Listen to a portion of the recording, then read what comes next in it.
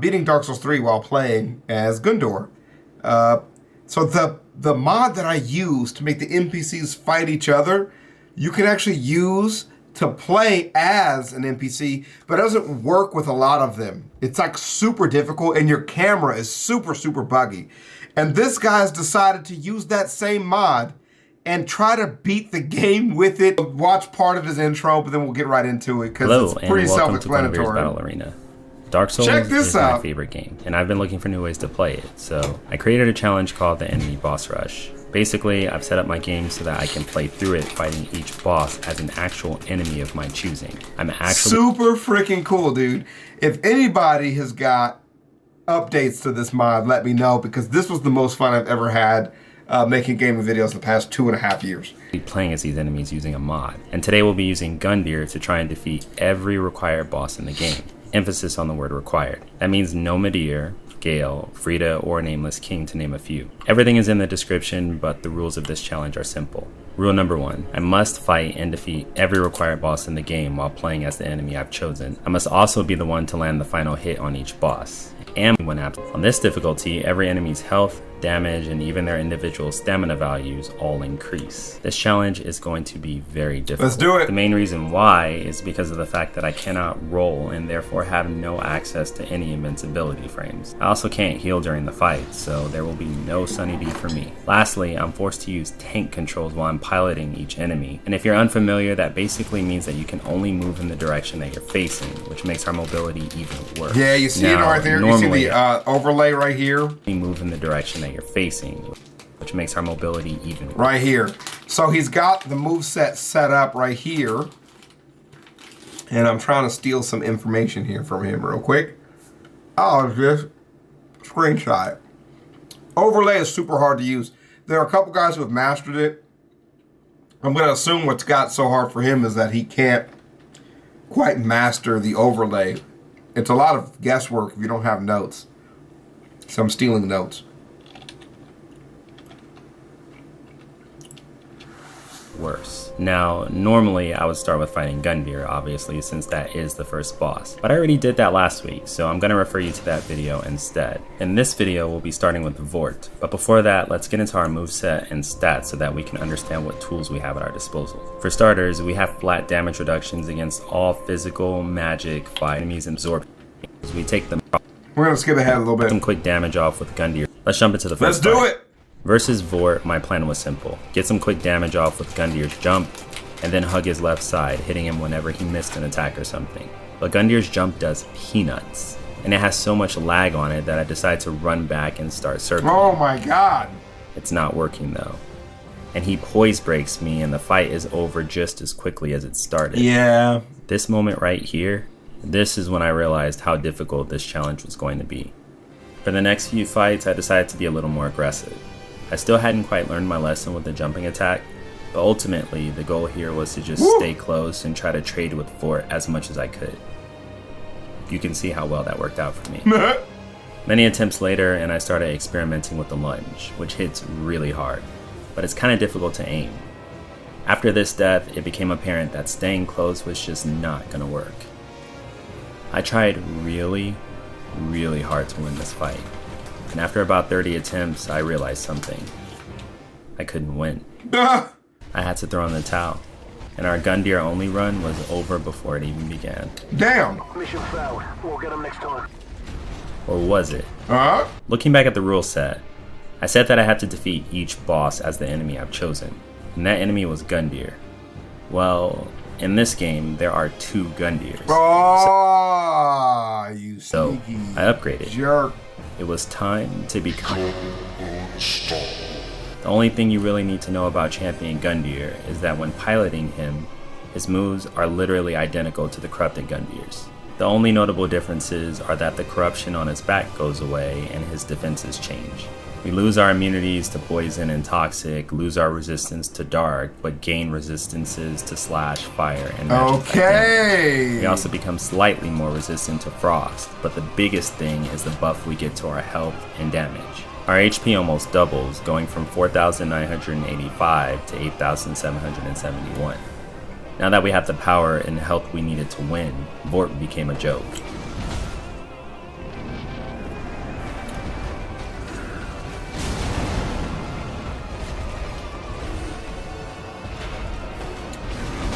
That is so fucking sick.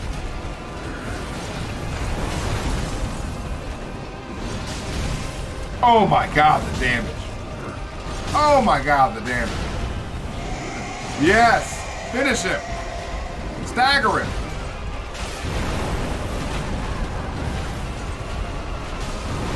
Kill him! Kill him! Mash! Like your heart depends on it! Badass, dude. Just kidding.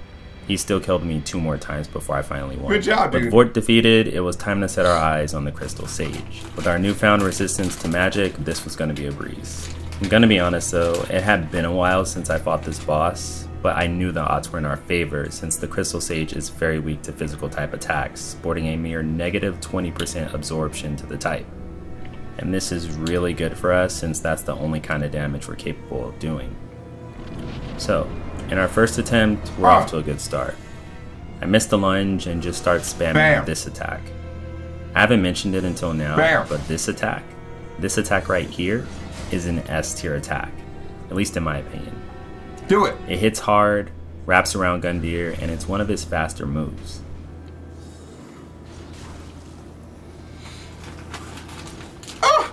After hitting him a few times, he teleports, and I just blindly swing at the closest sage to me and completely miss. Get used to that happening, by the way, because in this run, that attack rarely lands. Yoink! After taking a ton of damage, I managed to locate the real one, surviving with a sliver of HP as I take a soul spear to the back as a parting gift. Man, this is close. Dodging has got to be just a pain in the ass. When the Crystal Sage returns, I decide to go out in style by jumping at what I quickly discover to be a clone. Good thing that was a warm-up. Isn't it super easy to tell which one the real one is? We try again, and this time I land the lunging attack, and you can see why I go for it. That did a lot of damage. Yeah. Oh, yeah. After this, we go for my favorite attack, which does almost the same amount. This move, I'm telling you, it's busted. It needs like I couldn't nickname at this point. He teleports away at about half HP, and it's time to play some whack-a-mole. Let's do it! I swing, and I miss. Again. And I try running through this doorway for cover, but Gundyr is just a little too tall. He literally is stuck. Oh my god.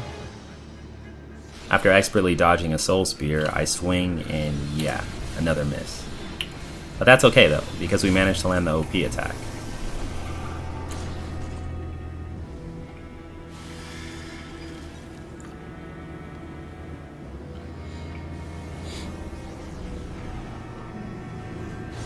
Now we need just a few more hits and we're looking nice and healthy.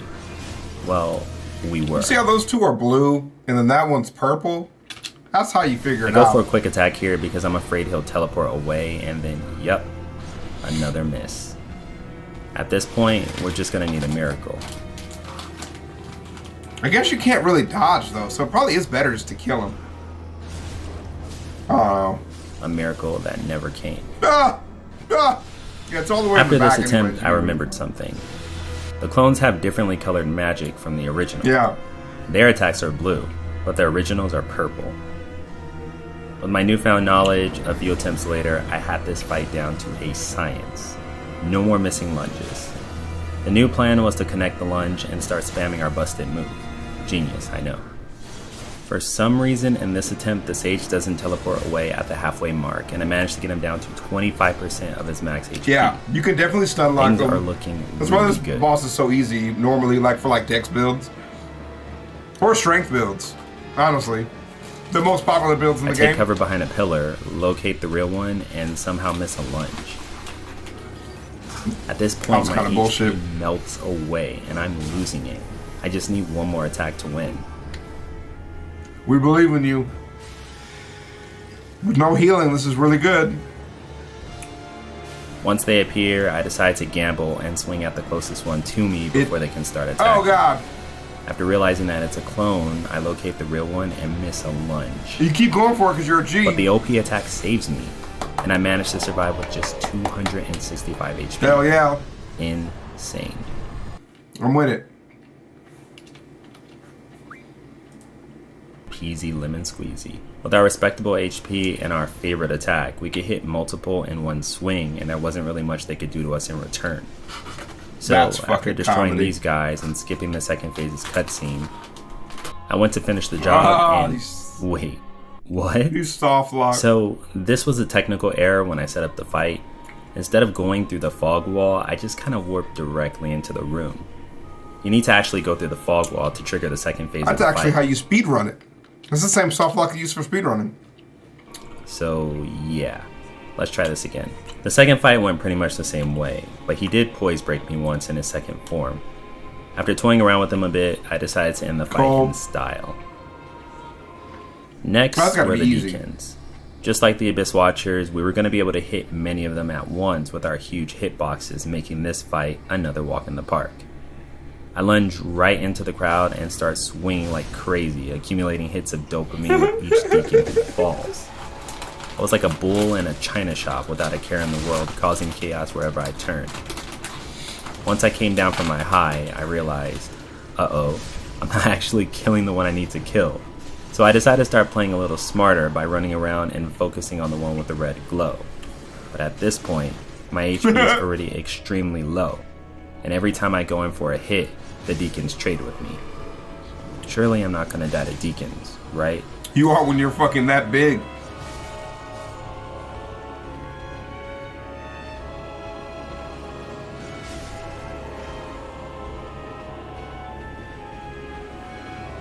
You're in the back, right? Yeah, it's in the back. You gotta walk around with a whole gang of homies. Actually, he's just by himself.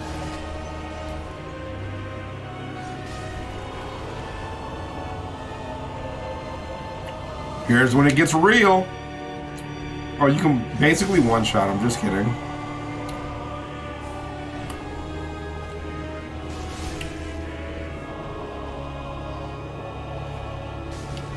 Oh, God. Oh, no. Oh, God. Get out of there, big guy. God damn it. We're just going to pretend like that didn't happen. I'll have 2 number 9s, a number 9 large, a number 6 with extra dip. I jump back into it, and this time I pull the camera back a little more so you guys can actually see what's going on. The goal is to use our broken attack on the Deacon that's glowing. It's a little tough to aim sometimes, but we end up beating him, and it's on to the next one. So we're actually going to stop the video here. I'm about to say oh, is it the Pontiff? Oh, no, just kidding. We're going to watch the Pontiff. That's Skitten's favorite boss. And then we're out of there. Pontiff Sulyvahn. Pontiff Sulyvahn is the villain. Pontiff's going to be tough. And in order to understand why, let's watch my first attempt. Pontiff is going to be tough, bro.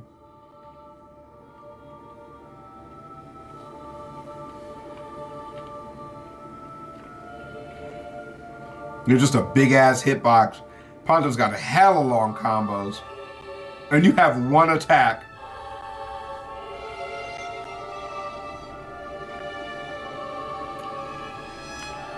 Yeah.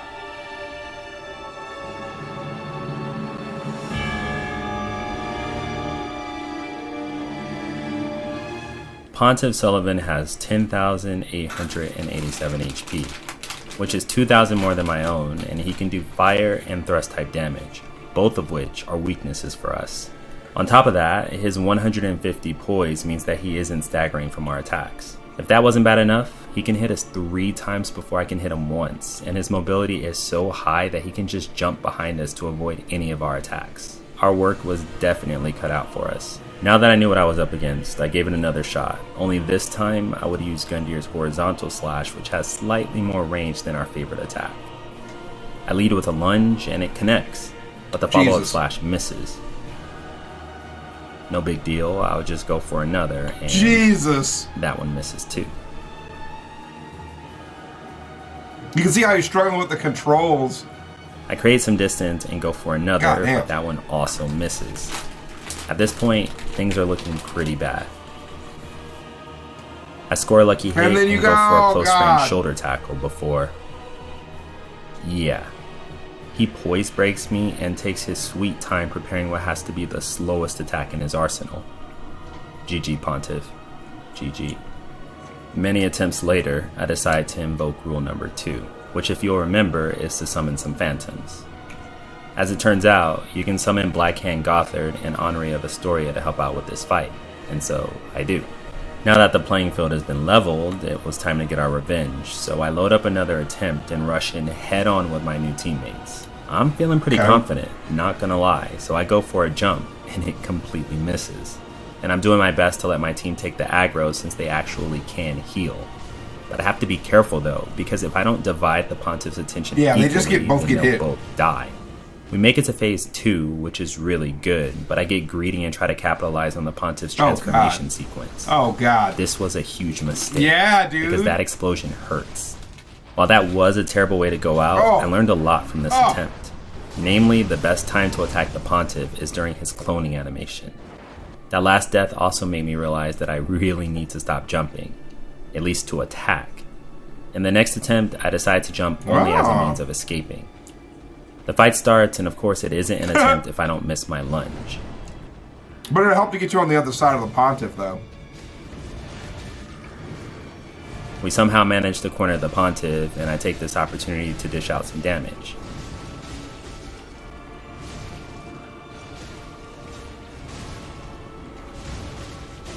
I'm worried that he'll transform soon, so I decide to jump out of the corner, but it looks like he's still just a few hits away from phase 2. I get one quick hit in and then back off, and that's perfect because I narrowly avoid damage from his transformation. I hear him summoning a clone, so I decide to go in and we quickly manage to take it out. This is going really clean now. Who would think that Gundor is the fucking DPS and you got 2 tanks with you? Oh my god, they got nailed there. I whiff one crucial attack and take a ton of damage for it. I'm kind of scared now, so I'm misspacing some attacks, but I get really lucky and the Pontiff goes for another clone. Nice. Kill it. We quickly kill it, but I see my HP getting low, so I decide to jump out of the corner to be safe. Here we go. After waiting for the explosion, I go back in for one last attack, and the victory is ours. Clean. I cannot begin to describe how happy I was to finally beat the You know Pontiff. what? That's an amazing series. May 7th. I got this super late. And it looks like... Which episode is this of this series that I'm watching? I have no idea. I have no idea what episode that is. That was on 5 months ago. He's definitely continued the series since then, so I might actually be back.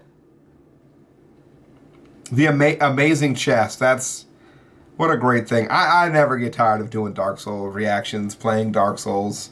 I'm taking a little break from Dark Souls content. I'm playing MMOs and stuff right now just to get different content in. But I never get tired of it. So you guys, we'll definitely be back. I'm going to hit the suggested files and pull some suggested vids now. And yeah, I'll holler at you guys around. I'll holler at you guys around. Fine. That's fine. Ooh, ew.